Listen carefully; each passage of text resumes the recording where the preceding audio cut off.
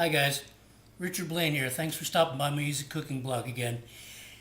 I just got home about 10 minutes ago and I am dead beat. Okay, I've been working all day. It's been a 10-hour day dealing with customers and lots of questions and on my feet, and I barely got to eat lunch. And now I'm home and it's about 8 o'clock and I'm hungry. I'm really hungry. And I didn't prepare any dinner because I was at work. How many of you work 8, 10-hour days and come home and ask yourself, oh man, what do I want for dinner? I'm hungry. And to tell you the truth, right now, I'm hungry. So I come home and I'm looking around and I go, what would I like to eat? I don't feel like cooking a steak. I don't want to make pasta. And I thought I want a fun food. I think I'd like some pizza. Yeah, pizza. I want pizza. So I think I'm going to make a pizza. What do I want to do? Do I want to call the big chain guys down the road and order a pie, $5 for 6 pizzas or something like that? No, I don't think so, because to tell you the truth, I think the big chain guys, I think their pizzas suck. And do I want to call the guy down the road that makes a hand-tossed, handmade, custom pizza to order delivered for about the price of my paycheck? I don't think I want to do that either right now because we're in a tough economy. So what I did do was I stopped at a little specialty store not far from work and I picked up a pre-made pizza dough with garlic and herb in it. And it's good. There's no artificial anything in it. It's all natural. And I know to many of you that seems like, well, that's not gourmet pizza. That's not homemade pizza. But to tell you the truth, it is, because it's a time saver. I paid under $2 for that dough, and the ingredients that I'm going to put on it are all hand-picked by me, fresh, and better than any chain store pizza that you can buy. So if you like to come home and have pizza sometimes the way I do, to have a pizza and a beer, or pizza and 2 beers, or 25 beers and a pizza, that's the way I'm doing it tonight, believe that, okay? Then you can make pizza at home and it's easier than you think. So stay tuned because I'm going to show you how to make an easy gourmet pizza with all fresh ingredients. It's easier than you think. And as usual, we've got 15 here on YouTube. So let's get it on and I'll see you on the other side. Okay, so let's get going. First order of business. This is a 16-inch pizza pan. I don't have a pizza stone. I'm going to get one, but at the moment, I don't have one. First order, you need to lubricate the pizza pan. Whether you have a 12-inch, a 16-inch, or big old jumbo, first thing you need to do is just give it a little lubrication.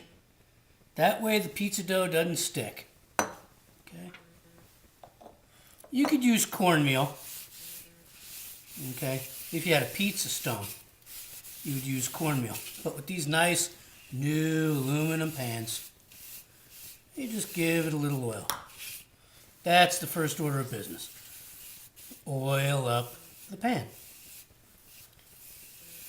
Okay. Next order of business, you take your dough. Now you could roll it out. You could roll it out.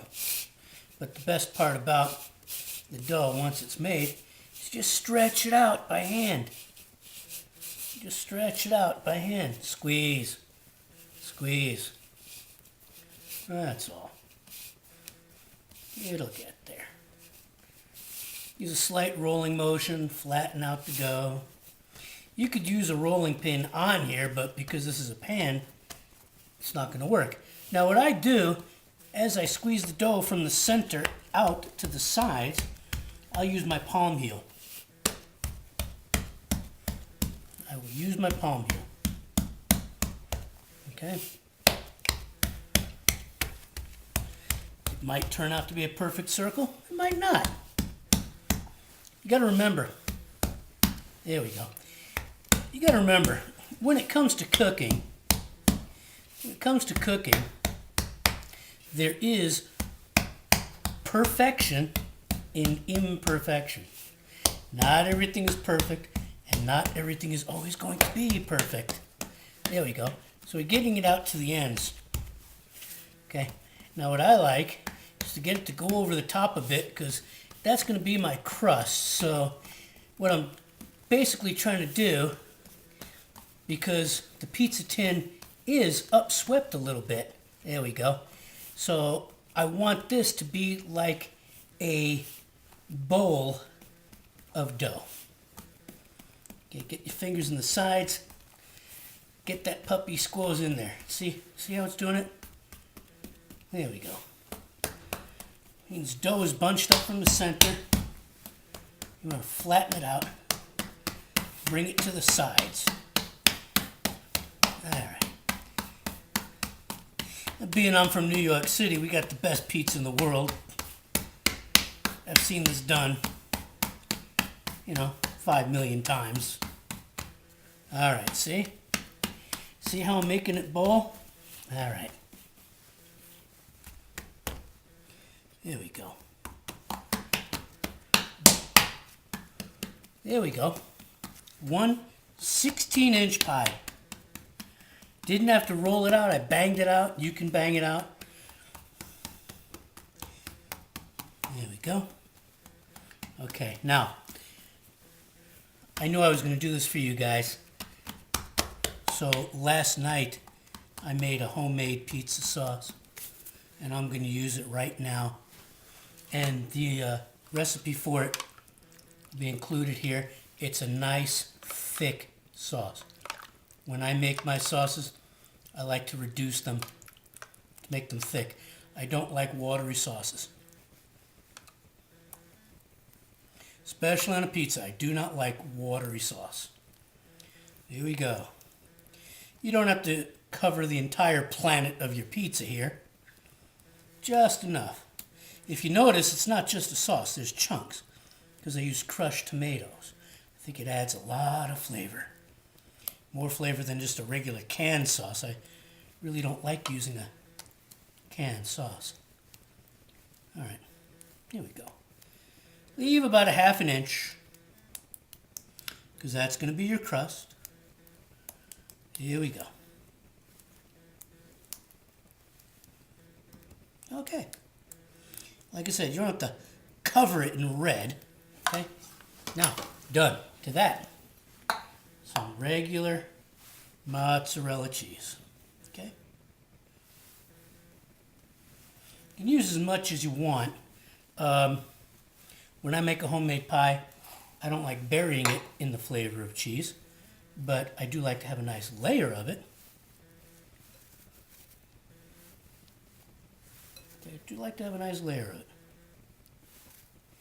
All the way around. Try to keep that 1/2 inch mark, because you want a nice crust.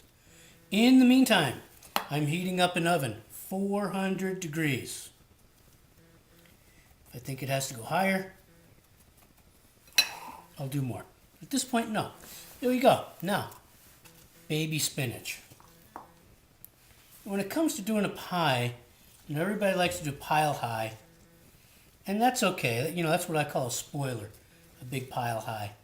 But you don't want to pile it high. You don't want the thing to be 2 or 3 inches up in the air. But you want to taste your stuff. Now, even though I only have maybe, 1/2 cup of spinach here, I'm not going to use it all. The spinach will reduce with the heat. But even though like I said, even though I do have that 1/2 cup, I don't want to use it all. I'll have some left over. Maybe have a nice spinach salad. Now press that down. Another leaf or two right here. Nice layer of greens. Okay. One of my favorites, fresh basil leaves. Fresh. You could use dry. There's nothing wrong with dry. Okay. Just sprinkle it loosely about.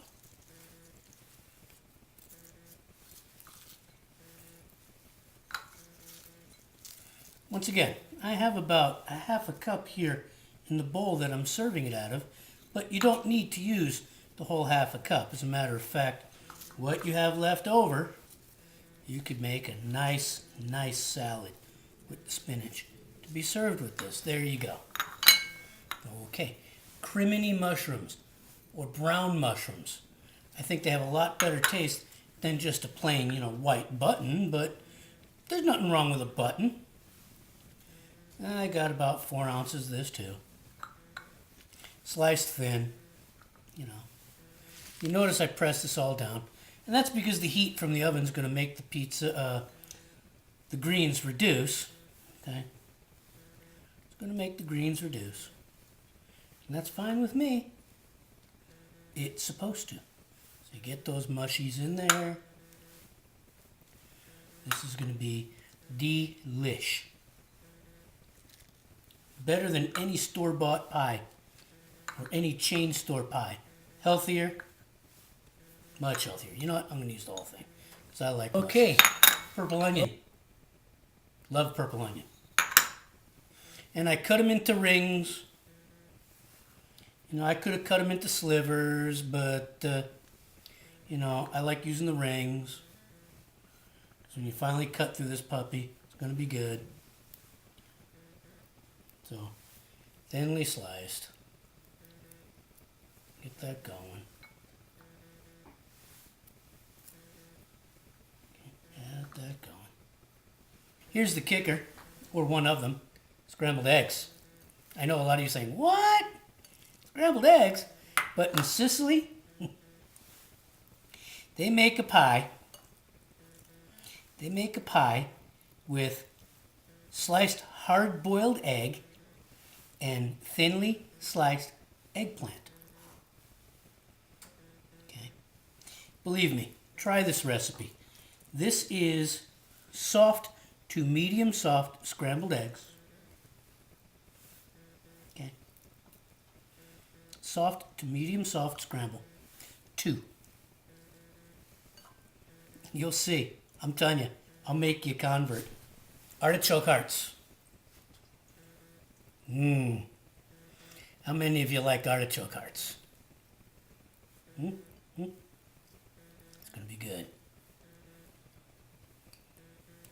Marinated artichoke hearts. Gorgonzola. Woohoo! Gorgonzola. About 4 ounces of gorgonzola.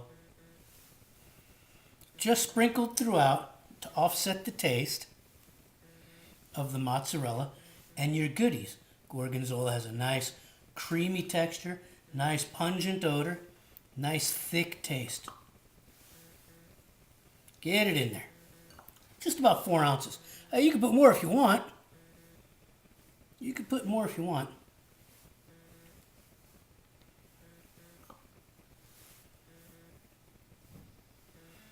Get it in there. That's why I like putting the onion rings in there and stuff, because it gets into the onion ring and doesn't come out.